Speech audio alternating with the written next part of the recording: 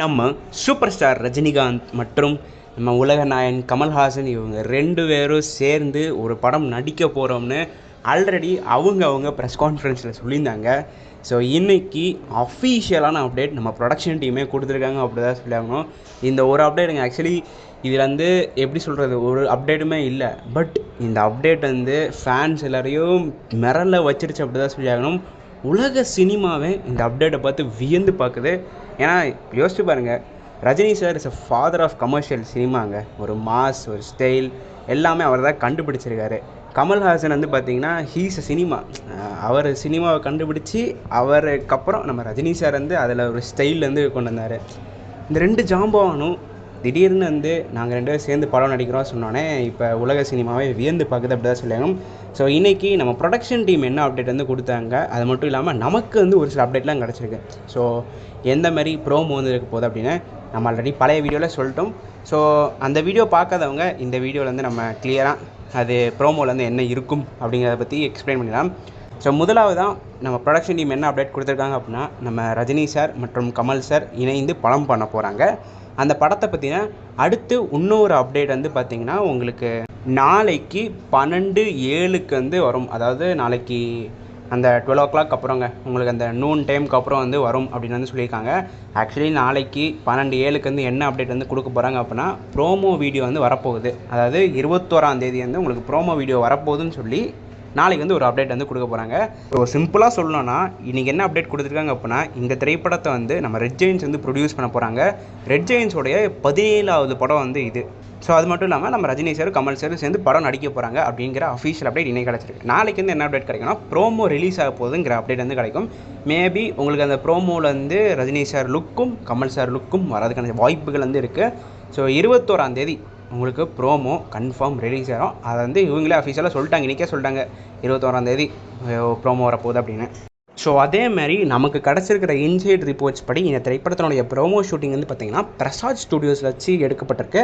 So Prasad studios பார்த்திங்கன்னா 2 ஃப்ளோரை பிரிச்சிருக்காங்க. ஒரு ஃப்ளோரில் மெக்கானிக் செட்டப்பும், இன்னொரு ஃப்ளோரில் பார்த்திங்கன்னா ஹோட்டல் செட்டப்பும் வச்சுருக்காங்க. ஸோ நம்ம மெக்கானிக் செட்டப்பில் நம்ம கமல்ஹாசன் அவர்கள் ஒர்க் பண்ணுற மாதிரியும், நம்ம ஹோட்டல் செட்டப்பில் பார்த்திங்கன்னா ரஜினி சார் ஒர்க் பண்ணுற மாதிரியும் ஷூட்டிங் பண்ணியிருக்காங்க. ஸோ அதே மாதிரி இன்சைட் ரிப்போர்ட்ஸில் சொன்ன செய்தியும் இப்போ லைட்டாக நமக்கு கனெக்ட் ஆகுது அப்படி தான் சொல்லியிருக்காங்க. பிகாஸ் இந்த ஃபஸ்ட்டு லுக்கில் பார்த்திங்கன்னா மெர்சிடிஸ் பென்ஸ் அந்த கார் வச்சுருக்காங்க. ஸோ அந்த காரும் அந்த மெக்கானிக் செட் ஸ்லைட்லி கனெக்ட் பண்ணுது அப்படி தான் சொல்லியாகணும். ஸோ அது மட்டும் இல்லாமல் இந்த திரைப்படத்தோட டேரக்டர் நம்ம நெல்சன் அவர்களுங்க. இந்த அப்படியே நான் ஸ்டார்டிங்லேயே சொல்லியிருந்தேன். இப்போ எனக்கு இப்போ தான் ஞாபகம் வருதுன்னா நான் டேரக்டரே சொல்ல மறந்துட்டோம் அப்படின்னு.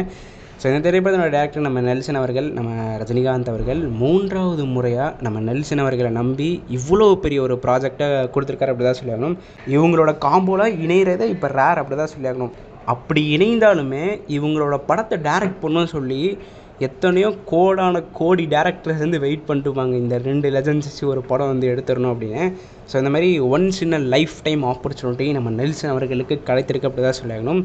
ஸோ இந்த 2 ஜாம்பவான்கள் சேர்ந்து நம்ம நெல்சன் அவர்கள் கன்வின்ஸ் பண்ணியிருக்காரு அப்படின்னா அப்போ இந்த கதையில் ஏதோ ஒரு பயங்கரமான சம்பவம் இருக்குது அப்படி தான் சொல்லியாகணும்.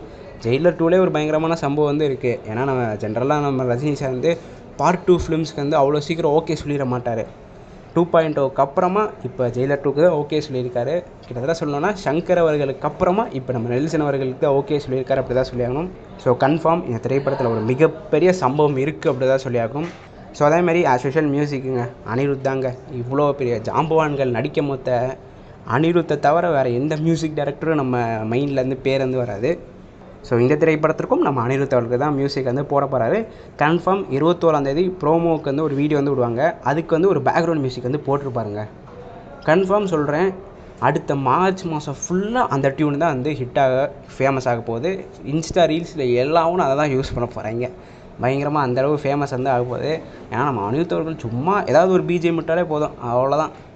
சோஷியல் மீடியா ஃபுல்லாக அதை தான் நம்ம பசங்க யூஸ் பண்ணிருக்காங்க. அந்தளவு அவர் பயங்கரமாக பாடல் போட்டுக்கார் அப்படி தான் சொல்லியாகணும். ஸோ எத்தனை பேர் 21ஆம் தேதி ப்ரோமோக்காண்டி வெயிட் பண்ணுறீங்க அப்படிங்கிறத மறக்காமல் கீழே இருக்கிற கமெண்ட் பாக்ஸில் I am waiting for KH and RK promo அப்படின்னு கமெண்ட் பண்ணி உங்களோட உண்மையான ஆதரவை கீழே இருக்கிற கமெண்ட் பாக்ஸில் தெரிவிங்கள். இந்த வீடியோவில் தான் இந்த வீடியோ நான் இதோட முடிச்சுக்கிறேன். அடுத்த வீடியோவில் சந்திக்கும் வரை நான் உங்கள் NK. நன்றி, வணக்கம்.